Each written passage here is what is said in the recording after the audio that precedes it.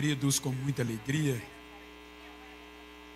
saúdo a todos com a paz do Senhor. Quero ler o texto que está no meu coração. É um culto de Santa Ceia. E eu quero ler no Evangelho segundo escreveu São Marcos, capítulo 5. É uma mensagem bíblica muito conhecida, mas tratando-se de Santa Ceia, é o que Deus propôs no meu coração esta noite. Marcos 5, versículos 27. Para dar sentido ao que lhe quero transmitir. E 28. Se eu puder usar a mídia para nós lermos em uma só versão, não sei se é possível projetar. Marcos, Evangelho, já capítulo 5, versículo 27 e 28, está no telão. Eu vou ler o número 27 e a igreja lerá, que está no telão, 28. Ouvindo falar de Jesus, veio por detrás entre a multidão e tocou nas suas vestes.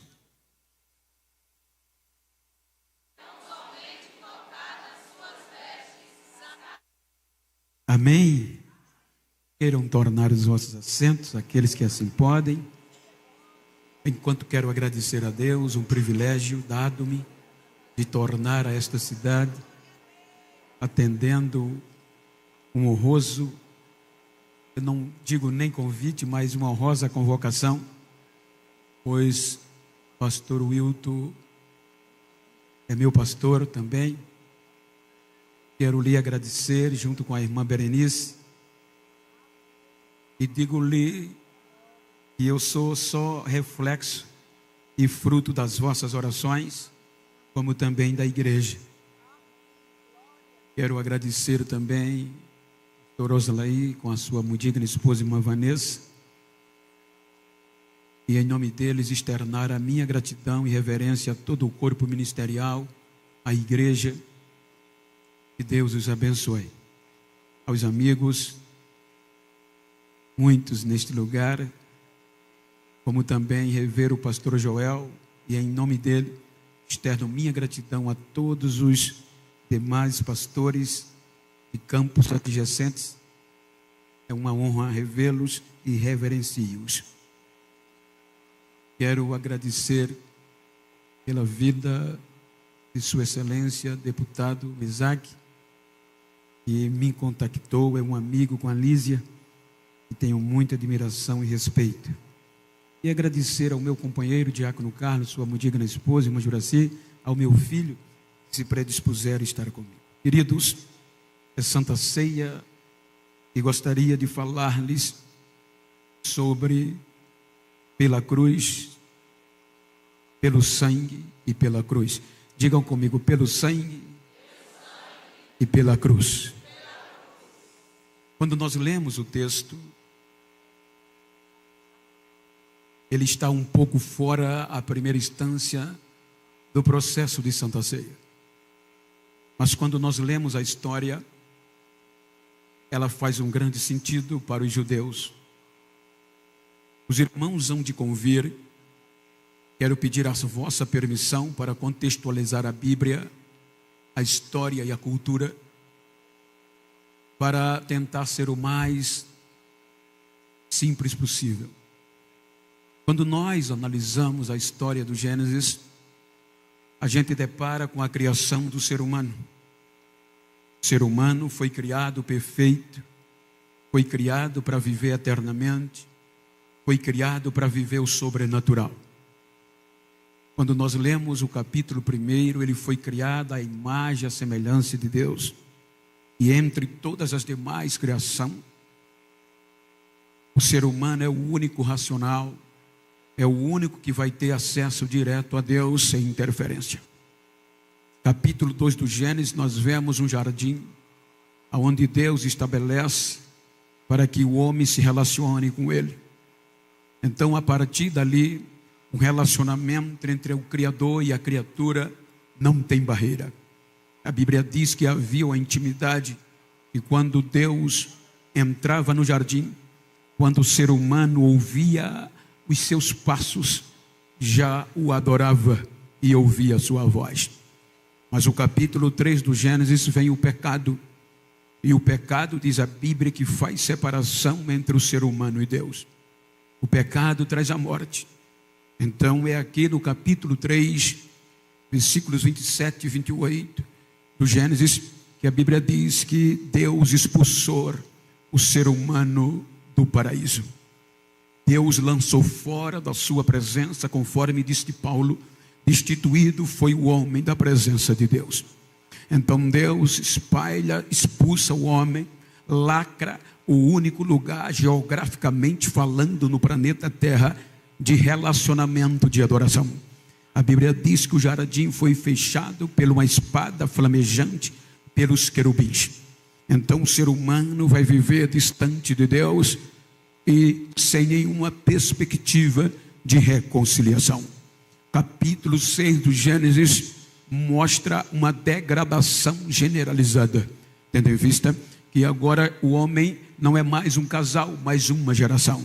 Por isso que a epígrafe do capítulo 6 é a degradação geral do gênero humano. O pecado assola a humanidade. Então é quando vem a sentença de um juízo condenatório. É quando a Bíblia diz que resolveu Deus desistir do homem, porque ele é mau. Então Deus disse: vou dar cabo, vou dar fim a ele. Mas quando Deus sanciona a nossa destruição cabal, vem a graça. E a Bíblia diz que pela graça 8 almas são preservadas. Noé achou graça aos olhos de Deus. Então a sentença vem, capítulo 6 do Gênesis, até o capítulo 8, o dilúvio prevalece. Capítulo 8, as águas baixam e Deus tira estas 8 almas da arca e pede-lhe dentro de uma aliança incondicional. A aliança, disse ele: nunca mais farei o que eu fiz com vocês, nunca mais destruirei vocês, e vou dar um sinal. Quando as águas da chuva caírem, vocês vão ver um arco-íris, e este arco-íris não é simplesmente um vapor da água, é símbolo de uma aliança, que eu nunca mais vou esquecer da aliança que eu fiz. Não destruirei vocês jamais. Então, por esta aliança, o ser humano é dotado de recomeçar em um relacionamento íntimo com Deus. E isso ele diz: e encham a terra, multipliquem-se, proliferem, e a terra é vossa. Então Deus devolve o governo humano ao homem. Ele vai sobressair sobre tudo quanto Deus criou e sobre a própria terra. Vejam que o ser humano foi criado para viver acima da natureza, porque tudo natural está ao seu domínio. Ele vai viver o sobrenatural. Então Deus, no capítulo 8, recomeça com o ser humano. Capítulo 11 do Gênesis, há uma nova decepção. O ser humano, ele se engorda no seu egoísmo e quer proteger-se de Deus. Primeiro, vai desobedecer. Quando Deus disse: migrem, enchem a terra, eles dizem: não, vamos construir uma cidade para que nós não nos espalhamos, nós vivemos juntos. E esta cidade vai ter um projeto arquitetônico ousado. Os prédios ou a torre chegará nos céus ou nas nuvens. Ou seja, então dentro do projeto não há Deus, só há o egoísmo, porque está escrito 3 princípios para não migrar, para desobedecer a Deus, para serem célebres, serem famosos e para possivelmente um futuro dilúvio proteger-se de Deus. Então Deus vem e percebe que o ser humano é mau. Então Deus diz: vamos confundi-lo. O Espírito Santo vem e confunde o ser humano. Então a partir daqui são espalhados por livre e espontânea pressão de Deus sobre a terra semitas, canitas e jafetitas, os 3 pilares que dá início à família dentro da questão bíblica. Então se espalham na terra, mas sem adorar a Deus. E como o ser humano foi criado dentro do seu ser, da sua essência, para adorar a Deus, eles agora não têm mais relacionamento com Deus. Então vão adorar tudo que encontra pela frente. A Bíblia diz que os astros eram adorados, o gesso, o pau, a madeira servia de inspiração para a adoração. Em Deus não havia relacionamento. Diz a história que o mercado da idolatria, o comércio na época, era o mais rentável, era o mais que dava dinheiro. Inclusive a família de Ur, a família de Terá, pai de Abraão, estava voltada neste comércio. É aqui que o tempo passa e Deus não é adorado. Então Deus vem com o capítulo 12 do Gênesis. Então Deus propõe recomeçar para o ser humano adorar a Ele. É por isso que no capítulo 12 do Gênesis, Deus vai lá no meio do marasmo espiritual e chama um homem por nome de Abraão e diz: sai da tua terra, do meio da tua parentela, da casa do teu pai, para uma terra que eu te mostrarei. Vejam que Abraão vai ser chamado, capítulo 12, versículo 2, Deus o motiva. Capítulo 12, versículo 3 do Gênesis, então Deus diz o objetivo: eu abençoarei os que te abençoarem e amaldiçoarei os que te amaldiçoarem, e em ti serão benditas todas as famílias da terra. Então Deus, por meio deste recomeço, vai criar um projeto espiritual diferente de todas as nações, ou seja, Israel. É a partir daqui que todos que vêm, que não faz parte do sangue de Abraão, são chamados pagãos, gentios, que não vão ter direito às alianças de Deus. Por isso, não sei se dá para projetar que Paulo faz a divisão. Efésios capítulo 2, versículo 11, ou seja, e o 12. Aí Paulo vai comparar a escolha dos judeus e os outros que não são de Abraão, os gentios, as nações. Efésios 2,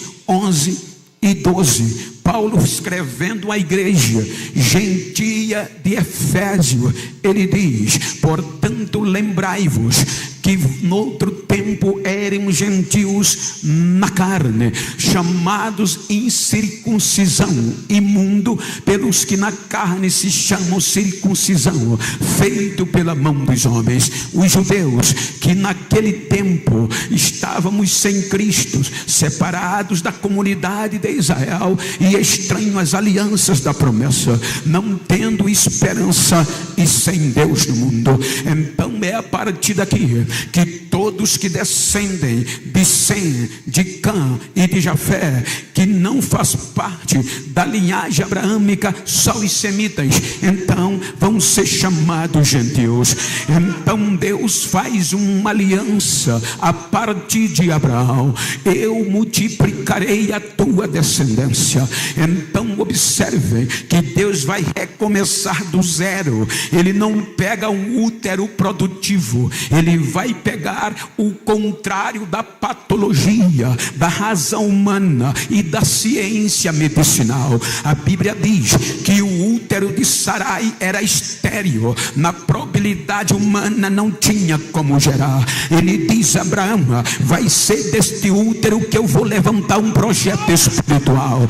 Então, por meio do útero de Sara, ele promete que este projeto vai crescer e vai ser de adoração. Então só eles vão ter direito.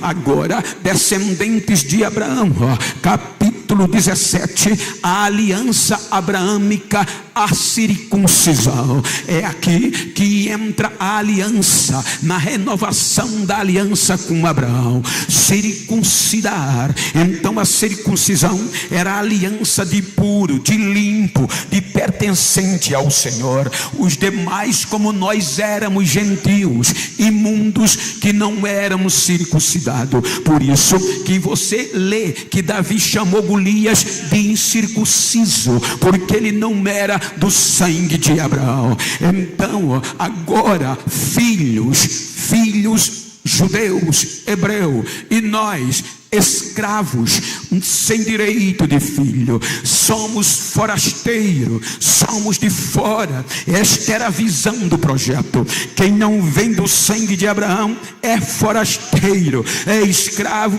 e não vai ter direito às alianças de filho. Só para os irmãos ter uma pálida ideia, eu falei isso outra vez, ou seja, eu viajo muito, só assim você sabe o que Paulo está falando, de ser escravo, de ser forasteiro e não ter direito de filho, Marcos. Então o que é?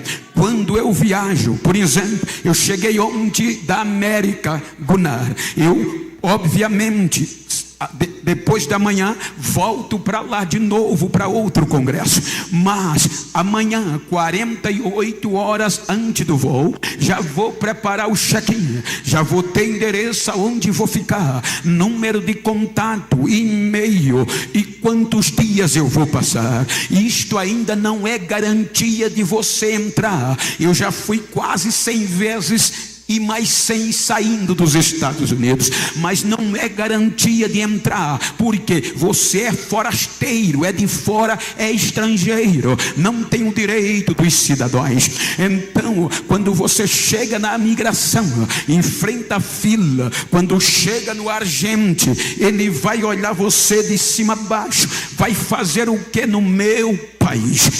Vou pregar, entrega a carta convite, quanto dinheiro você tem, quantos dias, se você passar do período, você é criminoso, infringiu a lei daquele país. Então, eu não tenho direito de cidadão, sou forasteiro, não tenho direito de filhos, ou seja, no tocante a filho, não tem direito o escravo, quem é de fora. Eu digo, aqui está o meu filho, às vezes eu volto de viagem, como ontem, então ele pega as 3 filhas dele, que 2 já vivem comigo, e levam para minha casa. Quando eles chegam na minha casa, são filhos, ele tem direito à intimidade do pai.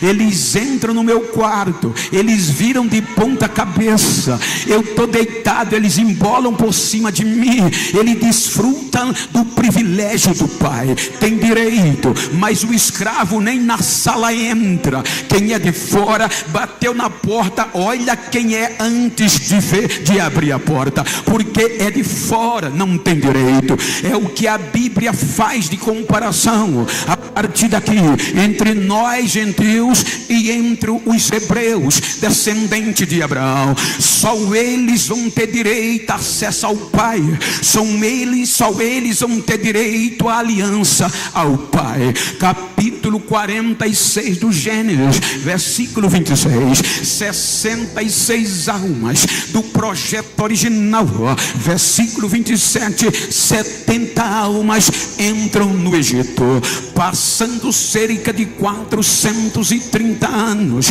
Deus vai tirar só os descendentes de Abraão, os hebreus do Egito. Eles tira eles rumo à terra prometida, ao Mediterrâneo, ao meio da terra, para atrair as nações a ele. O projeto original, saímos do Gênesis capítulo 50, entramos no Êxodo. Eles vão sair da escravidão. Quando eles saem da escravidão, andam 3 meses, capítulo 19 do Êxodo, eles chegam na planície do Sinai, e ali Deus vai fazer uma aliança com eles por meio de Moisés, capítulo 24 do Êxodo. Então Deus diz: Moisés, eu quero ter um relacionamento íntimo com os hebreus, com o meu povo, fui eu que gerei. Então diga a ele que é condicional. Se eles obedecerem os meus estatutos e guardarem as minhas palavras, eu estarei com eles. Então Moisés transmite ao povo, e o povo diz: vamos obedecer a uma só voz. Aí Deus faz Moisés derramar sangue de novilho imaculado, sem defeito, como símbolo da primeira aliança. Agora a primeira aliança vem, então agora vai ter relacionamento.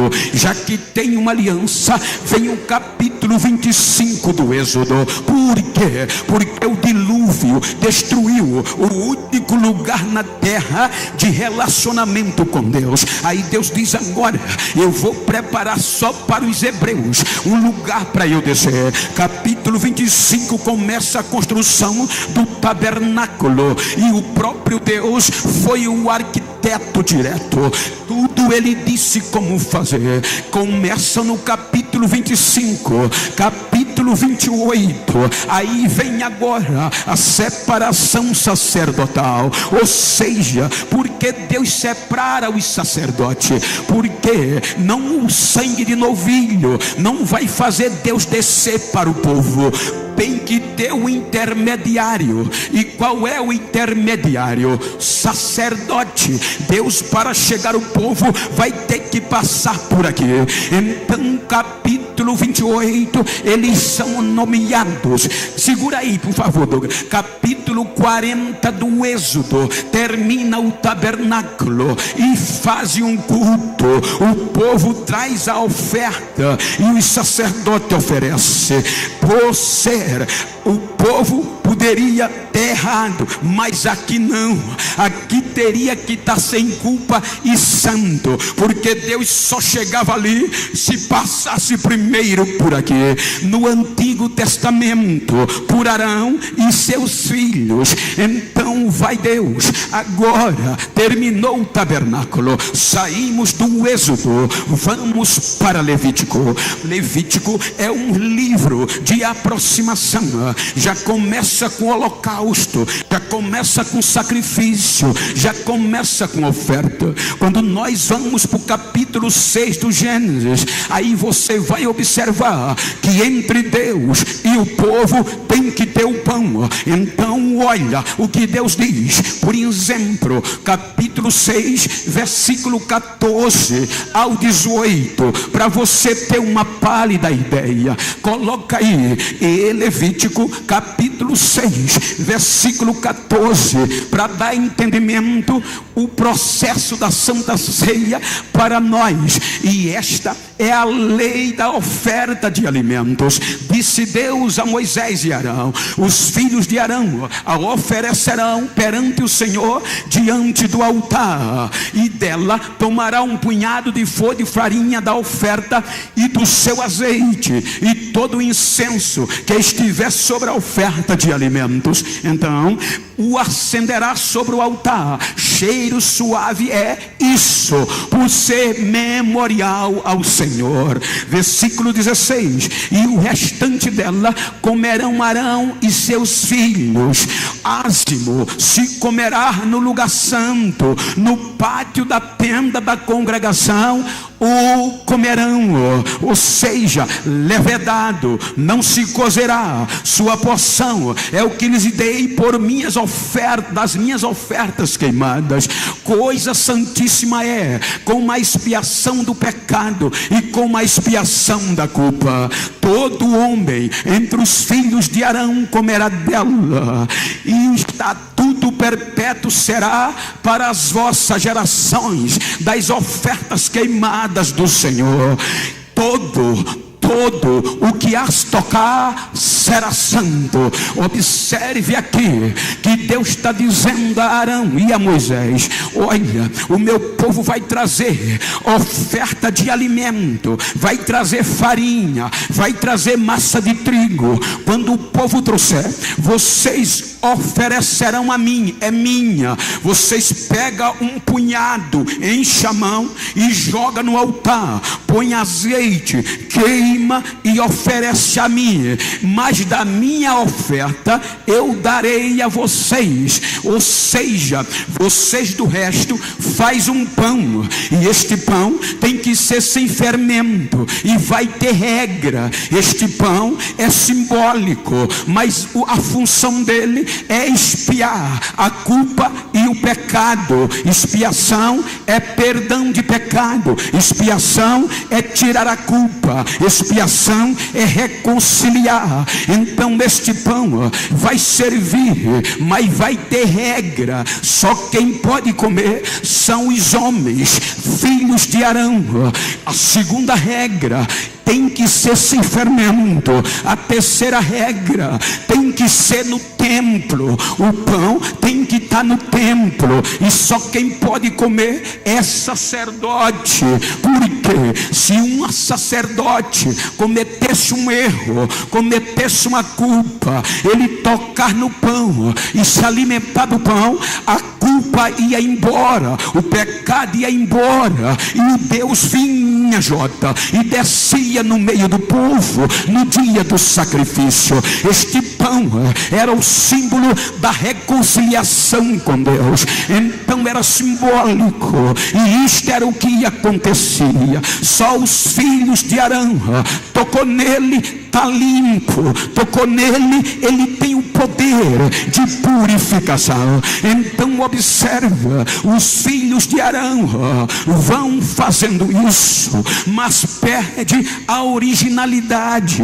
Quando você chega no capítulo 14 de Número, a oferta já não é tão considerada, e a vergonha vem, e o pecado entra. Quando você vai para capítulo 4 de 1 Samuel, a deterioração total. Quando Eli, sumo sacerdote, filho de Arão, ele não leva em conta a justiça, e os seus filhos sacerdotes fazem o que quer. O texto diz que eles pisaram a oferta de alimento, eles não levaram em conta, não faziam mais o pão, o pecado predominava. E aí vem o que? Vem a vergonha, perdem a presença de Deus, e a arca é levada 20 anos sem voltar, 20 anos sem oferta de pão, de alimento, 20 anos sem culto com a presença de Deus, 20 anos sem comemorarem a ceia, a Páscoa do Antigo Testamento. 20 anos se passaram. Capítulo 5 de 2 Samuel, Deus escolhe e nomeia Davi rei sobre todo Israel. Então Davi vem fazer o que? Primeiras Crônicas, capítulo 24. Davi é rei, trouxe a arca, trouxe o avivamento, e ele diz: vai ter que ter culto, e para ter culto tem que organizar o sacerdote, porque a glória só desce se passar por eles para chegar no povo. Aí ele vai organizar os filhos de Arão, sacerdote Zadok, Eliezer, e ele vai fazer 24 turnos. Depois que organiza 24 turnos de sacerdote, vamos organizar os cantores, os porteiros, os serviços. Vai ter culto 24 horas, vai ter adoração 24 horas, vai ter pão de novo.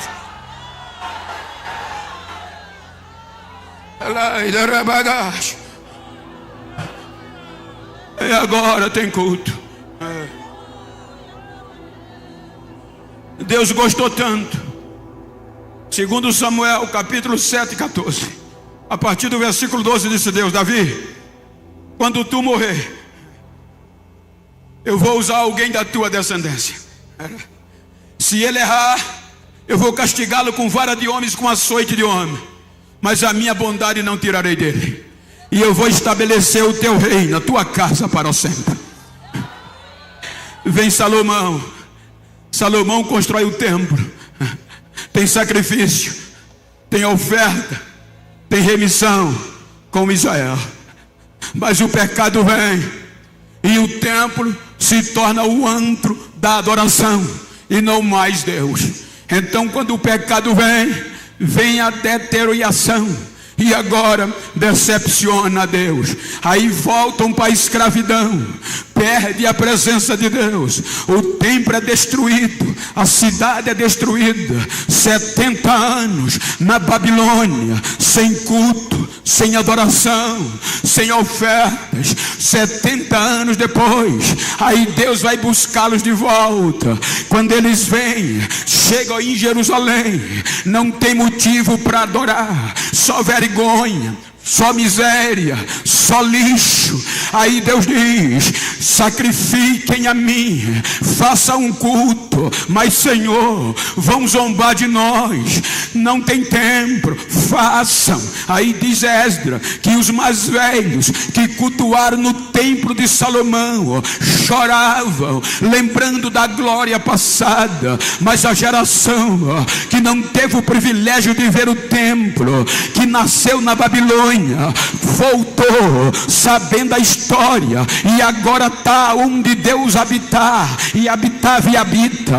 Eles cantavam de alegria, enquanto os mais velhos choravam, os mais novos cantavam. E Esdras diz que o barulho do cântico era mais alto do que o barulho do choro, e de longe se ouvia. Aí Deus ouve o cântico, e no meio do lixo, no meio dos entulhos, desce a sua glória e renova de novo por conta do sacrifício do pão. Tira a culpa do povo e diz: recomecem, que a glória da segunda casa vai ser maior que a da primeira.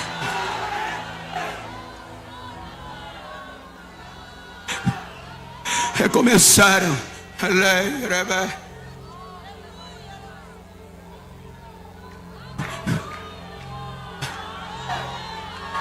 Só eles tinham direito, e nós não. Éramos os forasteiros e escravos de fora. Termina o Velho Testamento com eles decepcionando a Deus. Cerca de 430 anos antes de Cristo, os medos e os persas permitiam cultuar. Vem o grego macedônio, Filipe, que domina, subalterna o império medos e persas. E agora Filipe quer helenizar, colocar a cultura grega aonde conquistasse. Não consegue. Alexandre o Grande, seu filho, ganha o mundo, inclusive a Palestina, terra dos judeus, e Deus em silêncio por conta da culpa. Não havia mais oferta legítima. Israel, os judeus não levaram a sério. Aí Alexandre morre com 33 anos.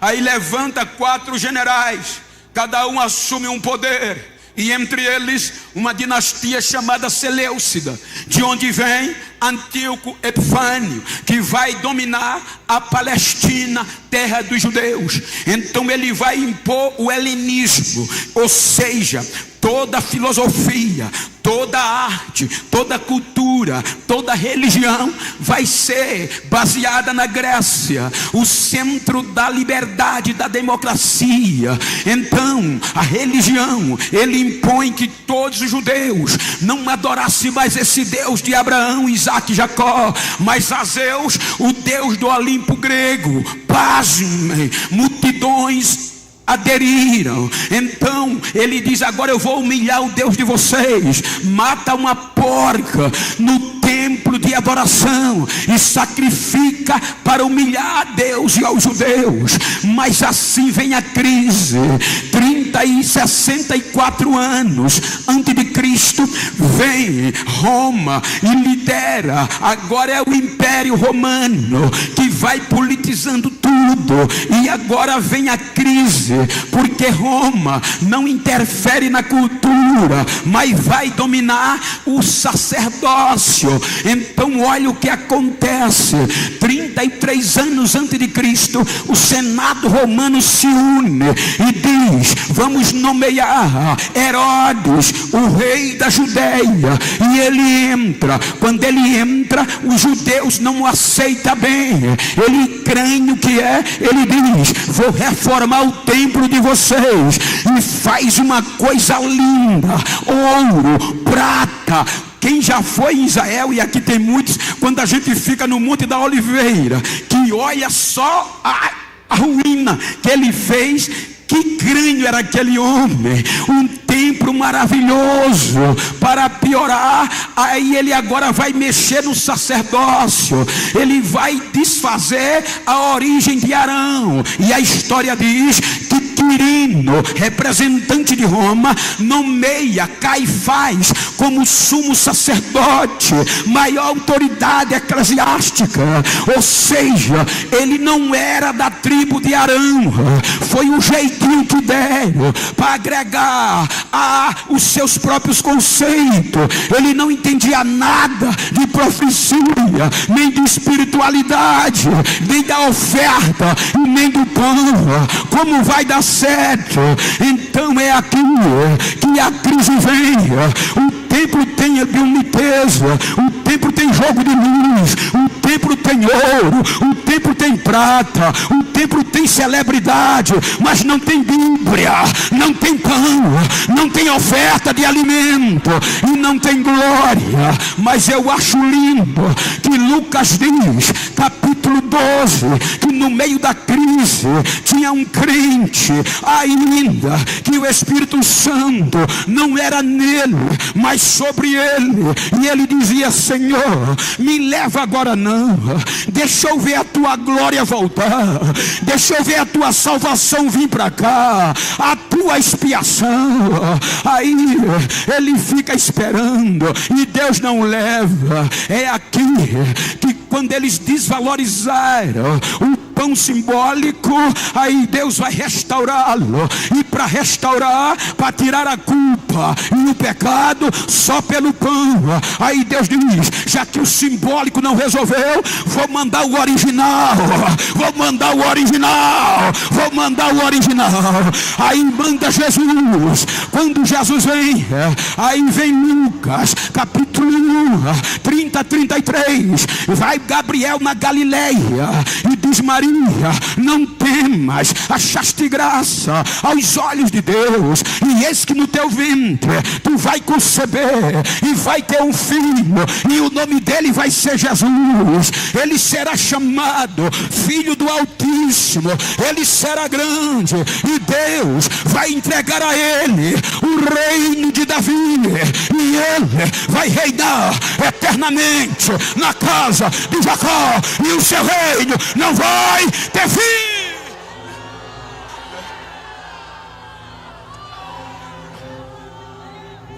8 dias de nascido. Onde é o lugar do pão? No templo. 40 dias. Maria purifica o parto, chama José e diz: vamos levar o menino para o templo. Sai de Nazaré para Jerusalém. Agora o pão original vai entrar no templo. Por isso que João diz: ele veio para os que eram seus. Ele veio para restaurar a Israel como o pão original.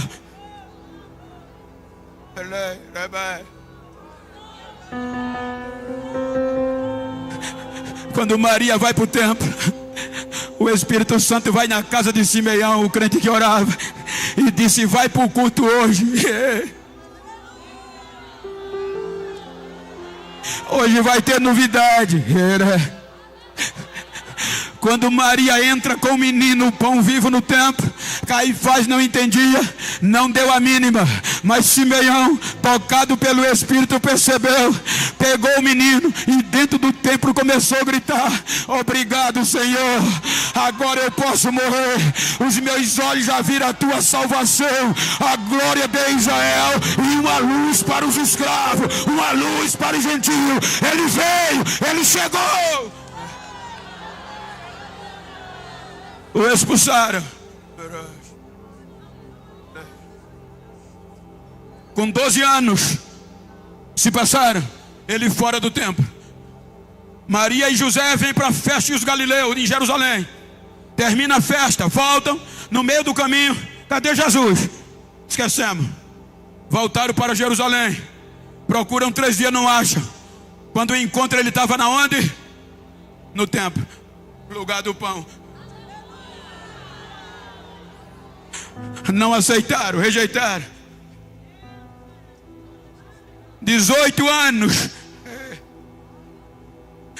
sem a história, completou 30 anos. Agora ele volta, não mais para o templo, porque o verdadeiro sumo sacerdote não estava no templo, era Caifás, não era original. Quem era o verdadeiro sumo sacerdote, que podia identificar a oferta, o pão verdadeiro?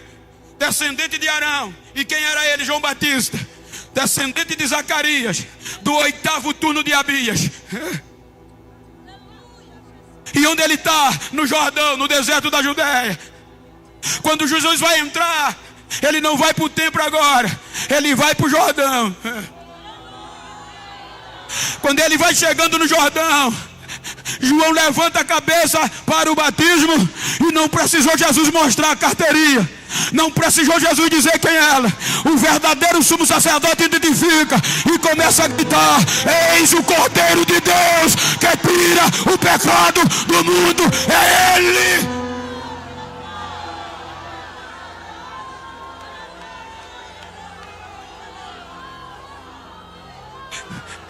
Ele é batizado, vai para o deserto, tentado, vence. E Lucas diz que ele volta para Nazaré. E onde é que ele vai? Para a sinagoga, para a igreja, que era o lugar dele. Ele prega em Nazaré, para cumprir o que Isaías profetizou 700 anos atrás: o Espírito do Senhor é sobre mim, Ele me ungiu para pregar boas novas aos mansos e para restaurar, transformar a vergonha em dupla honra. Quando dá a oportunidade, ele lê esse texto, toma assento e diz: hoje se cumpriu esta profecia, sou eu.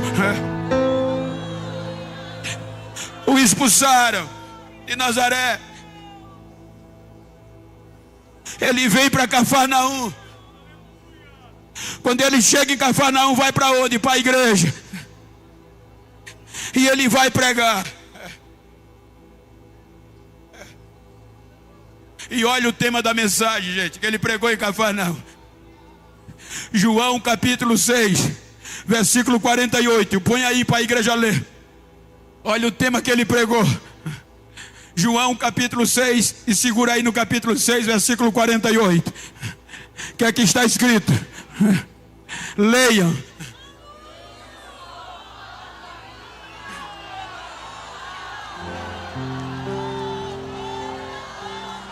Versículo 50, 51. 50. Este é o pão, leia, este é o pão que desce do céu, para quem dele comer não morra. Eu sou o pão vivo que desceu do céu. Se alguém comer deste pão, viverá para sempre. E o pão que eu der é a minha carne, que eu darei pela vida do mundo. Agora não é só mais para hebreu, agora é para todos.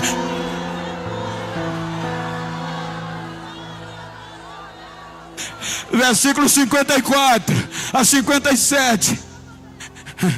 Você vai entender o peso dessa Santa Ceia. 54, 1, 2, 3. Leiam. Quem come e bebe o meu sangue tem a vida eterna, e eu ressuscitarei no último dia. Porque a minha carne verdadeiramente é comida, e o meu sangue verdadeiramente é bebida. Quem come a minha carne e bebe o meu sangue permanece em mim e eu nele. Assim como o Pai que vive me enviou, eu vivo pelo Pai. Assim, quem de mim se alimenta também viverá por mim. Eu vivo pelo Pai, e quem comer a Santa Ceia vai viver por mim. Vai viver por mim. Versículo 59. Onde é que ele pregou? E ele disse essas coisas na sinagoga, ensinando em Cafarnaum. No outro dia a notícia se espalha, porque os judeus desde pequeno conheciam a lei, Porque o pai, pelo Beit Talmud, catequizava o menino acerca do livro de Levítico e da lei do Torá. No outro dia, em Cafarnaum, o assunto era esse, Josualdo, pastor Josualdo. Ele disse que é o pão vivo. E todo mundo sabia que aquele pão simbólico, quem tocava, a culpa, o pecado saía, e quem tocava, ficava santo. Aí a notícia se espalha e chega onde? No leprosário. E quem morava ali? Uma mulher que perdeu tudo. Perdeu o direito de adorar, perdeu o direito da família, porque o fluxo de sangue passou dos 7 dias. E a pregação de Jesus chegou onde ela estava. Por isso que o texto dizia, ouvindo ela não ouviu qualquer coisa falar de Jesus, foi a pregação. E dizia, ele disse que agora é para todos, e ele está fora do templo. O pão está fora do templo, está indo para a casa de Jairo. Aproveita, vai tocar nele. Mas o ensino da mãe dizia, você não pode tocar nenhum homem que não seja seu pai e seu marido. O ensino da lei dizia, mulher não pode tocar nenhum profeta no sacerdote. Mas aí ela dizia, mas se pelo menos eu tocar nas vestes dele, eu vou ser curada, eu vou ser pura, eu vou ser santa.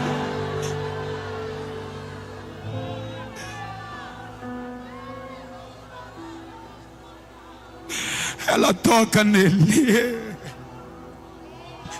E como o pão, ele veio para restaurar, pela lógica da lei, diz que toda mulher que tivesse um fluxo, no que ela tocar se torna imundo. Então ela quebrou protocolo, ela foi com a fé surreal. Então quando ela toca, era para Jesus ficar impuro, mas como ele é o pão da vida, foi o contrário. Ela foi quem ficou limpa, ela foi quem ficou limpa. Quem me tocou?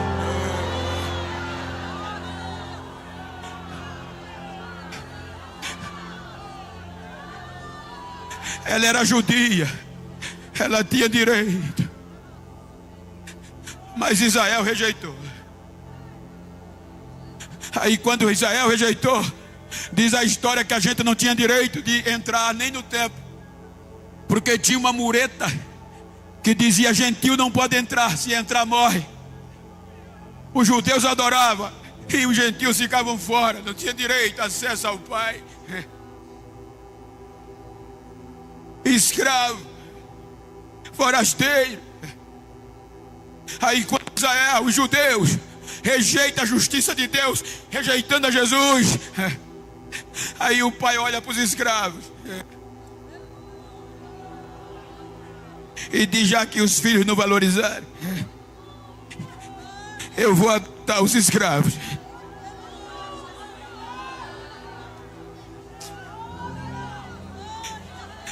Os amos se quebraram. A gente, o nosso sangue não era compatível com o de Abraão. Éramos escravos gentios. Aí Deus disse, eu vou ligá-lo eles ao sangue de Abraão. A prata e o ouro não dava direito a nós entrarmos. Aí a natureza disse, não vai dar certo. Zambujeiro não produz. Aí Deus disse, vai. Aí o que é que ele faz? É por isso que Paulo, escrevendo ao gentio de Roma, capítulo 8, versículo 31 e 32, olha o que ele fez para a gente entrar. Romanos 8, leia que é fundamental. 31 e 32, a gente fala muito isso, até em saudação de telefone, mas a gente não mensura o valor que isso tem. 1, 2, 3. Se Deus, quem será aquele que nem mesmo a seu próprio filho poupou, antes o entregou por todos nós, como nos dará também com ele todas as coisas? Agora o pão sai do templo, está na rua, só tem direito judeu. Aí pai pega o pão e bota na cruz. Porque o pão vai para a cruz, para a gente entrar.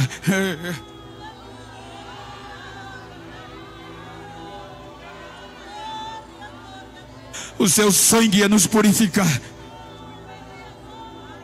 e nos dava o direito de adoção. No alto da cruz, ele grita: está pago, Pai,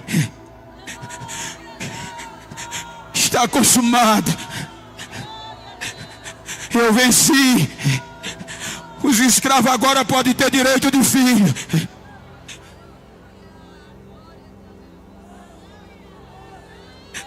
Terceiro dia, ressuscita, garantindo o nosso acesso. Quando ele grita: está consumado, foi Deus que mandou fazer o véu. Diz a história que era 20 metros de altura, 10 metros de largura e 1 palmo de espessura. Eram muitos homens para manusear. Por isso que quando ele diz está consumado, já que o homem não pode abrir o acesso, é Deus que rasga. Por isso que é de cima para baixo. Deus pega o véu que não dava direito a nós e rasga. Não tem mais opção. O acesso agora vai estar livre. Não tem mais véu. Vai ter adoração.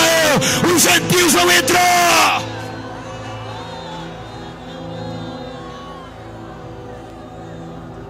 Terceiro dia, ressuscita. Elei ribagash. Elei ribagash. Aí Pedro diz que nós naquele tempo não era povo, mas agora somos povo e povo de Deus. Capítulo 1, versículo 18 da primeira carta. Saibam que não foi com coisas corruptíveis como prata e o ouro que vocês foram resgatados da vossa maneira de viver, mas foi o precioso sangue de Jesus imaculado, derramado por vós na cruz do Calvário. Segundo primeira carta, capítulo 2, versículo 9. Olha que coisa linda. Já não é só para judeus, é para a igreja. Vós sois a geração eleita, povo, nação santa, adquirido, ou seja, para anunciar o que Israel parou de anunciar, as grandezas daquele que nos tirou das trevas para a sua maravilhosa luz.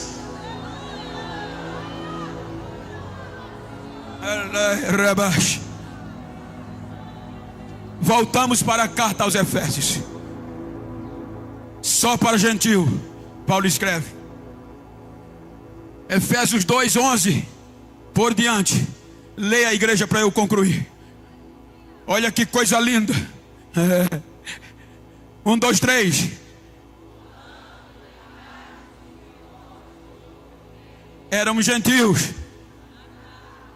chamados imundos pelos que na carne se chamam puros, pela circuncisão feita na carne pela mão dos homens. Leiam com vida. 1, 2, 3.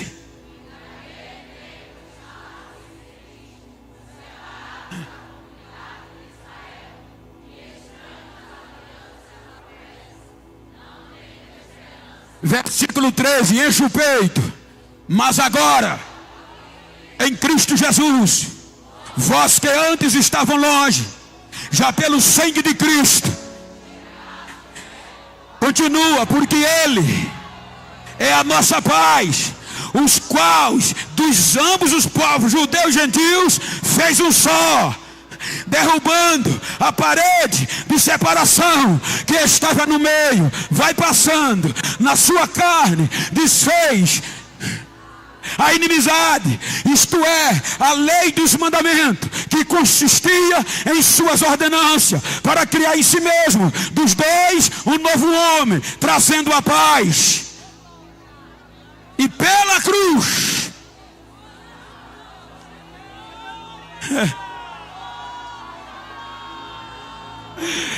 olha para quem está ao teu lado, foi pelo sangue e pela cruz.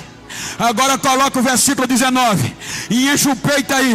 E enche o peito. Olha, isso é para a gente dar glória. Versículo 19. Assim que já não sois estrangeiros, nem forasteiros, mas concidadãos dos santos e da família de Deus.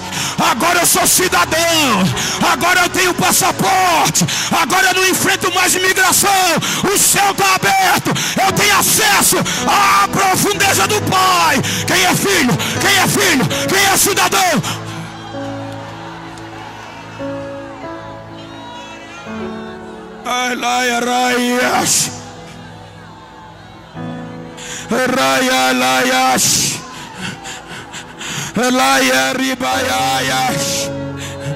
Diziam que a gente não tinha direito, e não tinha mesmo.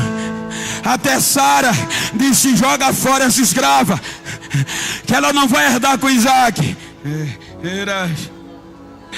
Aí vem Paulo, Romanos 8, 14, está falando para os gentios, depois da cruz e do sangue. Porque todos, vamos lá, porque todos que são guiados pelo Espírito, estes são filhos de Deus. Porque não recebeste o espírito de escravidão. Lembra que eu disse que o escravo tem medo de entrar no quarto, ele não pode. Aí Paulo disse: não, agora vocês são filhos, não tenham medo. Vocês não receberam o espírito de escravidão para outra vez estarem com medo, mas recebeste o espírito de adoção de filho, pelo que clamamos: meu papai, meu paizinho, Abba Pai. Ai, vai passando. O próprio Espírito testifica com o nosso espírito que somos filhos de Deus. E se nós somos filhos, somos herdeiros também, verdadeiro herdeiro de Deus e co-herdeiro de Cristo. Se é certo que com Ele padecemos, para que também com Ele sejamos glorificados. Porque para mim, tenho por certo que as aflições do tempo presente não hão de se comparar com a glória que em nós há de ser revelada. Ele vem, Ele vem, Ele vem, Ele vem, Ele vem, Ele vem.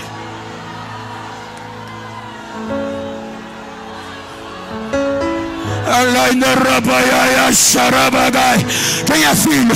Quem é filho, fique de pé. Quem não é mais escravo, fique de pé.